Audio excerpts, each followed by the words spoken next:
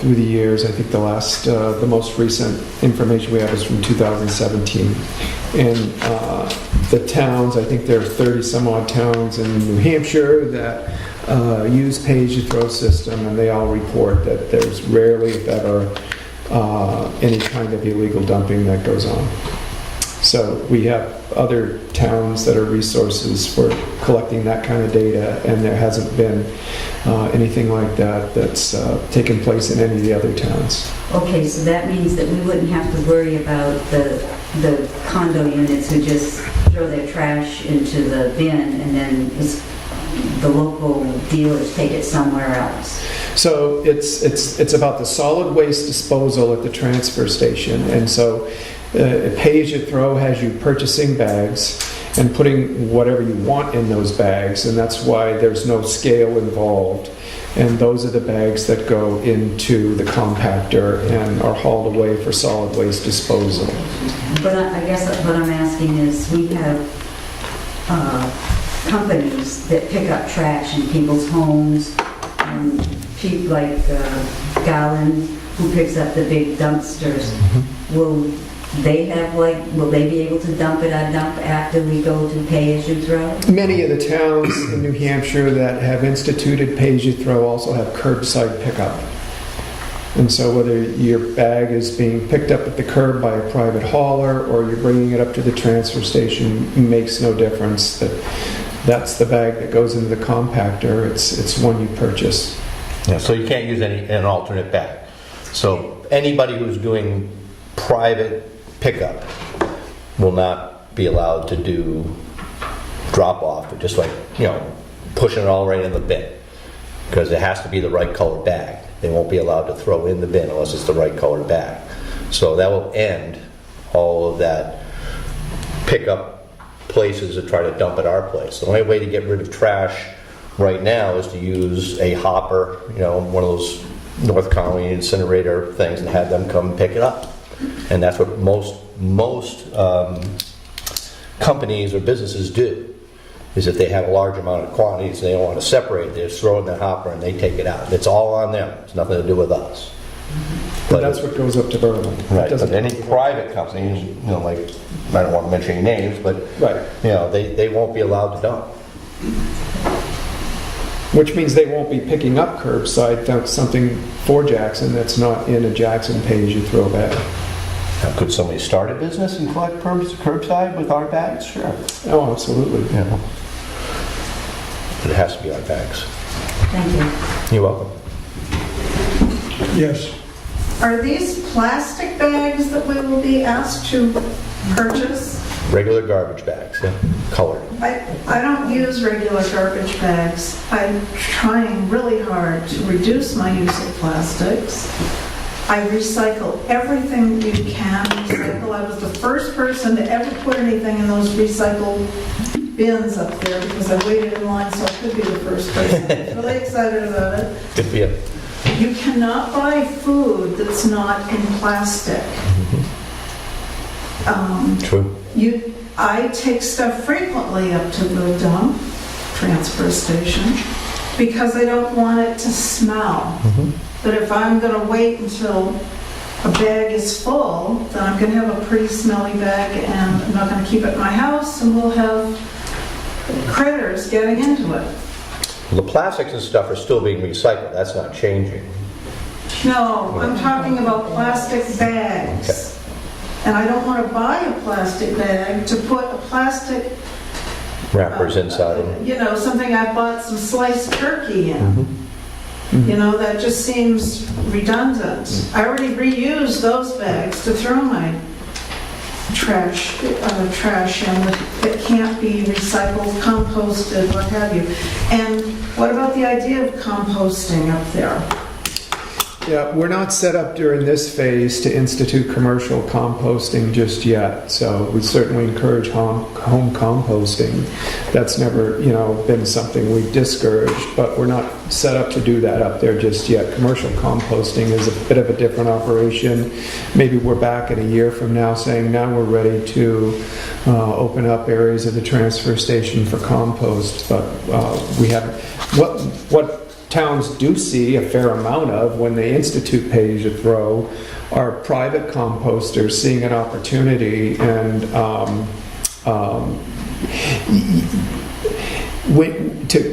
to fully compost something, you've got to bring it up to a temperature, and you've got to monitor it, you've got to trench it, you've got to cover it as you go. It's like windrows, and so we're not set up to do that just yet. That was sort of an aside. My real question is, what do I do with smelly plastic food containers that I have to buy another plastic bag to put them in? They're going to be... Yeah, we just had this conversation last week when we met as a transfer station committee, and we're feeling like in addition to a regular sized bag, there needs to be smaller bags. But to dispose of solid waste would have it go into the compactor in a pay-as-you-throw bag. So I'm going to throw a few smelly items into a large bag and pay whatever it is. We're gonna have two. In a time when we should be reducing plastic around the world, it's a real big problem if you've read anything about it. Oh, yeah. well, if it's any consolation, towns that have instituted pay-as-you-throw talk about very substantial amounts of increased recycling. And so we've got it's an incentivized program that will increase recycling for the community. And also reduce our cost too at the hopper, the compactor stage, because we'll be having less go in there, less to ship, and ultimately save money in that. Well, it should be weight, not volume anyway. Where I lived in California, we had curbside pickup. I was allowed to take one grocery bag, a paper bag, which they were still using at that time, per week. I could throw that amount out without paying any extra. And then there was another level that you got a dump, a wheeled trash can. You paid a certain amount for that. If you needed more than that, you got a bigger one and you had to pay extra for it. But I never had anything that I had to pay extra because I didn't throw away anything. I recycled it. I don't Or think didn't buy it. any system is going to be perfect. Well, that was a perfect system. That No, was a because great we have system. no idea what the tax rate of the properties in that town were. So we don't know what the real costs of that turn out to be. I mean, for you, it was a workable system. We don't know that. Well, So this is an effort to I wish make we could people... I wish we could do something Okay. that would measure without using plastic. Okay, that's registered opinion. Okay, thank you. I apologize for being late to the conversation. Is this a done deal that we're moving this way? Is that correct? We're Or is this just under considering discussion? a pay-as-you-throw system in town, proposing one which would end up at a warrant article in March if we Okay. decide to Thank continue to you. use it. It's all, I'm familiar with all the varieties. I've lived under them. then you're I'm aware of all of them, It okay? would be great to enter into the dialogue. My question is, and I hear what you're saying, is that many times the change to this kind of system is beneficial, and it can be, particularly if you have a community that has not adopted recycling to the degree that you would like it to. And I think nationally the recycling percentages are much lower than perhaps folks here may adopt. My question is that it does benefit a town if they have not embraced recycling. My impression, and it's just an impression I have from visiting the transfer station, is that this community does not have that as an issue, is that people are fastidious in their recycling process. And but I can't say that for sure. Only my observations when I'm there. And what I see more likely is that commercial enterprises are not, and that individuals are. And again, it's only my personal observation from limited amount of times I get there. Again, taking a look, what is the problem we're trying to solve? And if we're trying to solve something that isn't a problem, then doing this is simply transferring how we tax individuals. And it's not going to benefit us if we have no difficulty with people doing the appropriate recycling. It won't change behavior because people are already doing it. If people aren't, that's another issue, and I don't know that we have a problem on an individual level. I would really venture to say, on a commercial basis, we have more folks who like to throw things into the regular dump, and part of that has to do that has to do with the fact that those folks are not properly surveilled at the station currently, and they do as they wish. And if you want to talk about volume, I'd say there may be a difficulty there, but I think you heard from a variety of people here that I don't have an issue with how many people do what with their stuff. They already are doing everything they can. For me, it's a pain in the back end, but I do it. And the amount of trash, it won't change anything for me. It's just going to change. It's the other part of that is you're going to reduce our taxes, and you have a specific amount of tax reduction you expect to achieve as a result of this. If you're not going to do that, then I would suggest to you, don't even consider it. Yeah, so that's all part of pay-as-you-throw that other In towns advance, have. you're going to put in your warrant article, 5%. Wait, please. Yes, okay. This isn't a debate. So to respond, that's all part of the pay-as-you-throw system. So, so the more fastidious of a recycler somebody is, typically the more they end up embracing a concept and an approach like this. Because if I am a fastidious recycler and I have very little that I ever need to put into the solid waste disposal bin, and my neighbor has 4 or 5 bags because they're still dumping glass in there and they're still dumping cans in there, and it's wrapped into napkins and nobody hears the clinks and the clanks and everything else. If our homes are the same value, we're both paying the same amount to dispose of that. The bag purchases bring in revenue that reduce the amount of taxpayer revenue that is paid for tipping fees and transportation to take solid waste disposal up to Berlin, which is where we currently go. It's just like considering the solid waste disposal aspect of a transfer station as a utility. So if my neighbor is a fastidious conservationist and their home is super insulated and they heat with wood that they cut in the forest and don't pay any money for, or they have solar panels on their roof, and my neighbor is somebody who heats with electric baseboard heat, has leaky windows, has poor insulation, and he comes to me and he says that he wants to combine our bills and split the cost 50-50, I'm probably not going to be too much in favor of that, because I should be getting some sort of a benefit for me being a fastidious conservationist.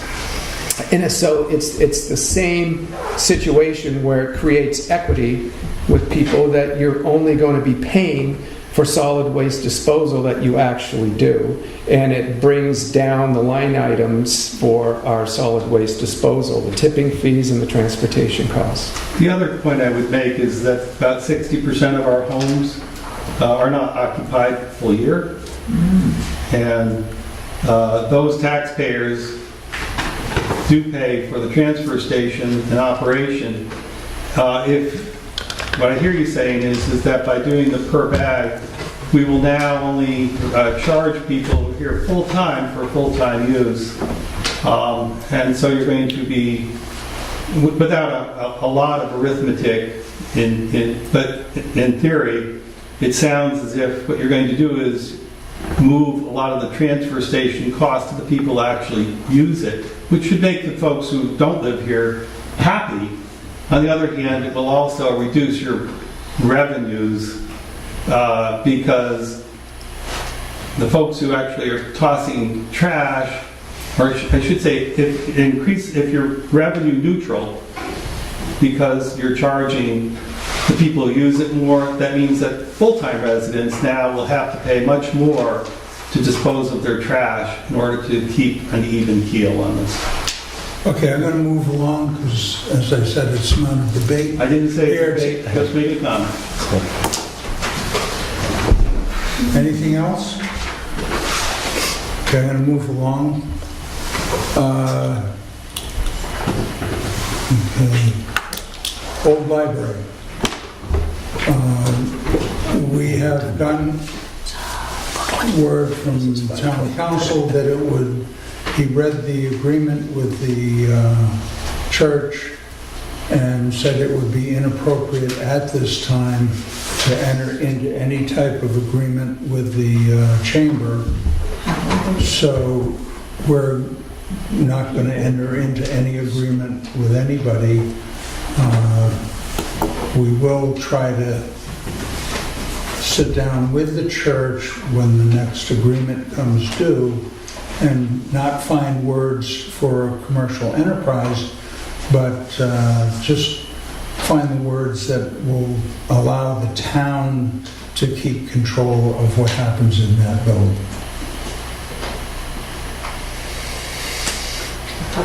Yes?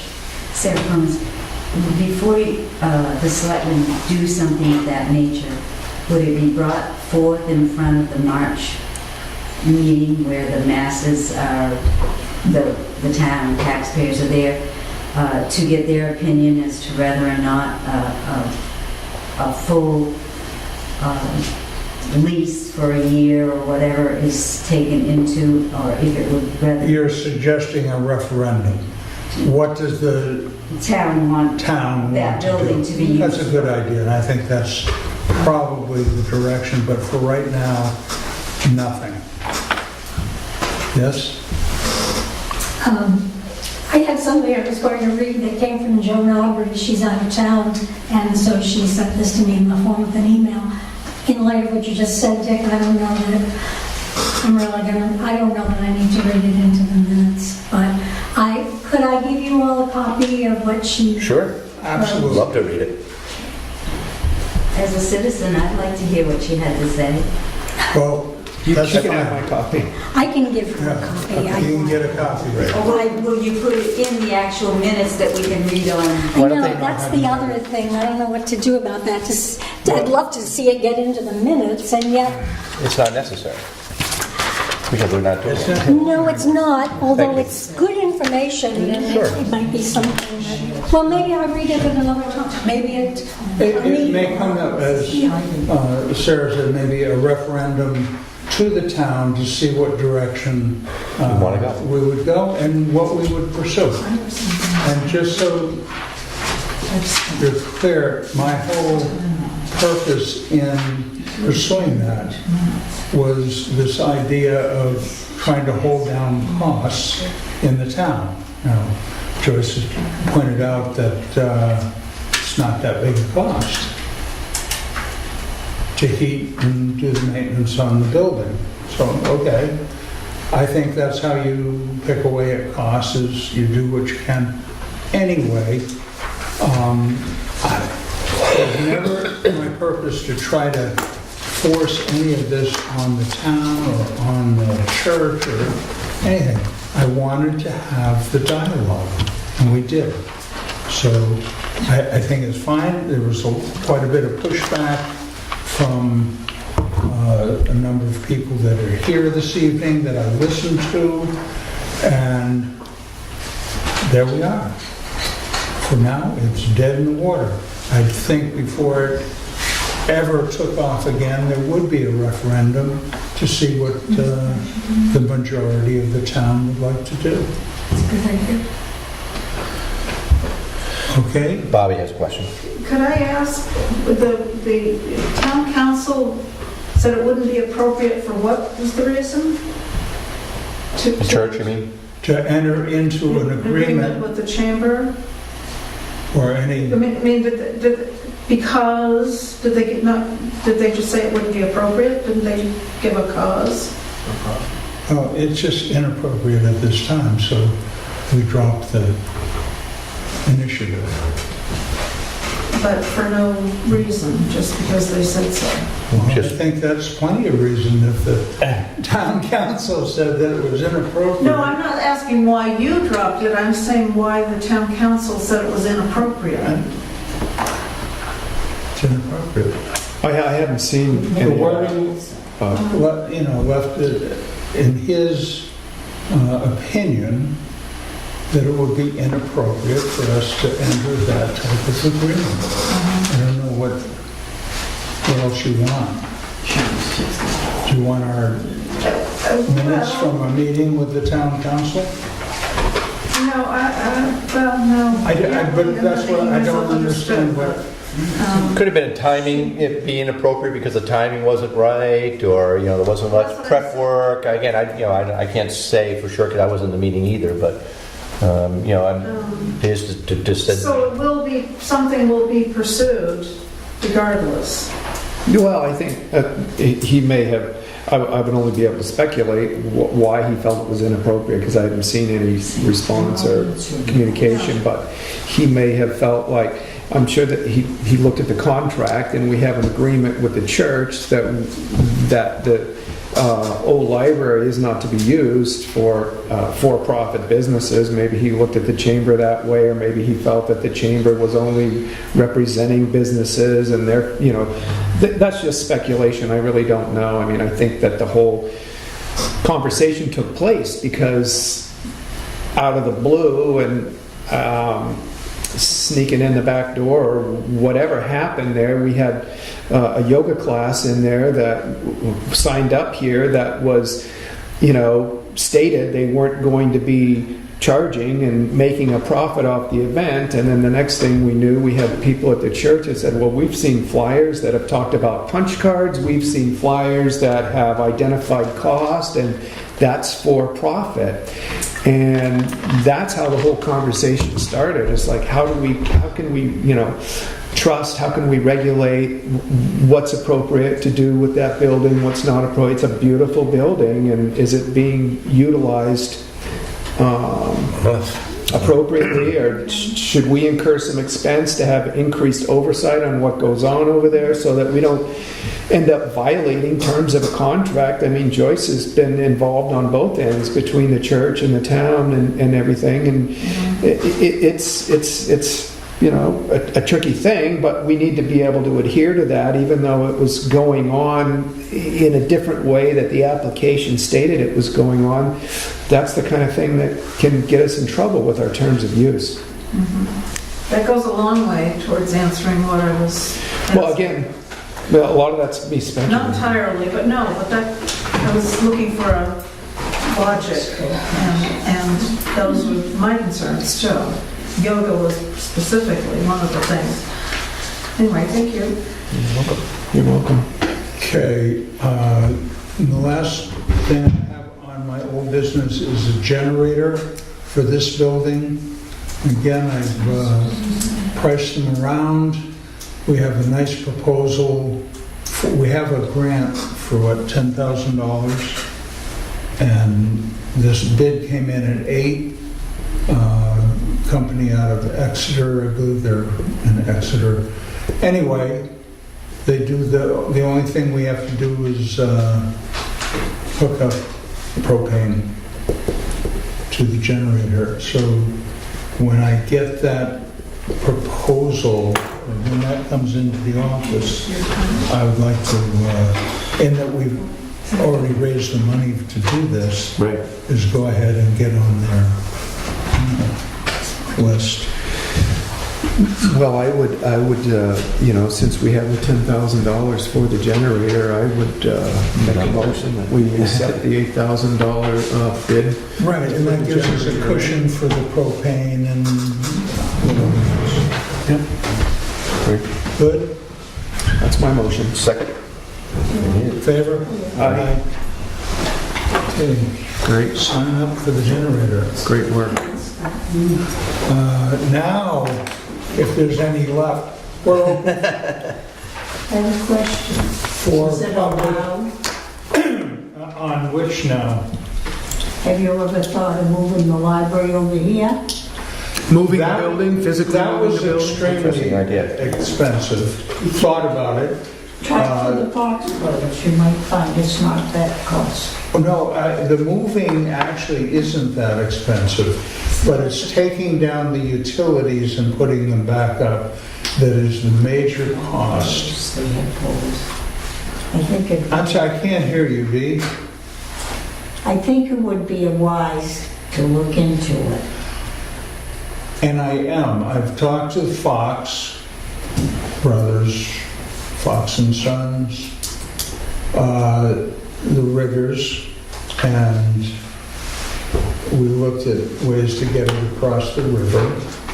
I've talked to the utility company, and the shortest route for moving it would be to put it on the skating rink in front of the town hall, and I think that that would be the most viable of the moves. I think that trying to move it all the way to this property would be,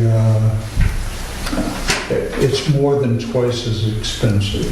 Well, that's another option. But absolutely, absolutely, and I think that's an option, and it's part of the dialogue. And I think that before we enter into any further discussion about who would go in there or how it would be used, maybe that would be the answer, to get it onto town property, and that way we would have full say in what happened in the building. Now, as long as everybody understands too that I love that building, I would like to see it used and kept up. It's a wonderful architectural piece. So anything, any of the dialogue that I enter into is to keep the building. That's my highest priority. And there's upsides and downsides to all of it. I mean, we just made a major investment in that building where it stands, and to pick it up and move it with a rigger is going to, take away a lot of the things we invested in there. And so it's not like there's any clear-cut, obvious answer on ways to utilize the building. But yeah, that's, obviously we would look for input. Not that everybody's going to have the same input, but we would certainly want to hear people weigh in on whatever their concerns or solutions are. Discuss something. Yes, Sarah. Yes, you said that next meeting we were going to discuss the healthcare. And I was just wondering, I know I went down and with a right to know collected the information for the two options I believe that you're thinking about using. And I realized that, December 1 is coming right up when decisions have to be made. But is there any way that this information that, I went down to get for a right to know could be put onto our website so that people can just go to the website between now and the meeting and look over the information, number one, and see what's being offered to our employees. And number two, when back in the day, it was like 15% that I believe employees had to pay for their insurance costs. And I asked Ms. Hoyt today about it, and she said it's dropped back to 7%. Could I ask you when that decision was made to drop the percentage back to 7% to, No idea. is that something? You're talking about employee contribution? The employee- I don't think it was ever 50. Again, I don't have a knowledge. I'm just, from my recollection of town business, which is vague. But, usually the way the insurance is, when I was teaching, was we all got 100% paid by the school district. And then as contracts came in, they kept chipping away 5% contribution, 10% contribution, and ultimately, as of right now, at least when I retired, it was 20%. So usually it goes up for the employee to contribute, not down. Correct, and that's what I guess I'm saying. It went from, I was thinking back in the day, because I go back quite a ways. Right, I was trying to think when Mike worked, did he had to pay 50%?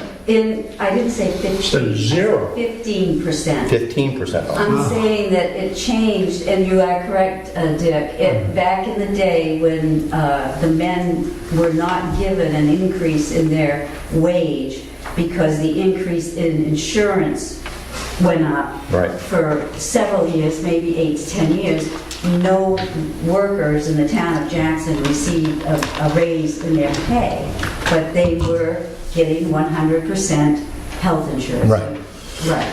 And then I cannot recall which group of selectmen decided that with new hires, that they would pay a percentage of their health insurance. Right. It may have been back when the young man that left us as a police officer and moved to Northern Maine, I can't think of his name. But at any rate, if the selectmen could, or the town administrator could find the percentage of what it was and tell me when it was dropped to 7%. If we Well, can I'm just find it, interested, I and don't just like know. Mr. Allen said, the municipality is 7%, and yet our school district is 20%. That, to me, seems like an awful big difference in percentages for a person to pay. And I'd just like to know how the selectmen came up with this 7% figure. Okay. It wasn't done by anybody sitting in front of you this evening, but if we could, That's the but question. if we can find that information, we will sure be happy to share that with you. Okay, and the other question here, it said, We are going to have a meeting correct. that covers insurance. I know you have, but Okay. I thought maybe if I brought this to you, you'd have the answer for me, because the time limit, the restraint on when the decisions can be made is only a matter of a few days rather than a month or a week. In here, it says the negotiated health insurance reimbursement amount will not be available until the end of the year. The required documentation coming from employees who wish to participate isn't available now.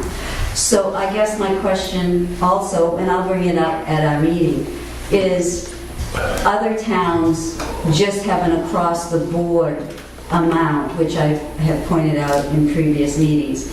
The town of Conway is 1,200, Bartlett is, less than 1,500, blah, blah, blah. So what I'm saying to you is, if I could ask the selectmen to explain to me this negotiation process and how you came up with it, because it's only been in the last, I'm going to say 4 or 5 years, or there again, you can answer that question for me too, maybe at the next meeting, when this negotiation started taking place where we pay $34,000 for 2 persons not to take insurance. So We'll discuss that at that meeting, yes, you're right. I just wanted to give you a heads up. Okay, well, I knew it was going to come up, so I think we will be able to answer that question at that time. Okay, thank you. Is there any other public comment? Yes, Sarah? I only have one more question. Where the young man is not going to be here because he's going on a much-deserved vacation, will you be able to either record it similar to what he's doing, or will you have a tape recorder so that the minutes of the meeting will be recorded? We'll have a rendition of the meeting.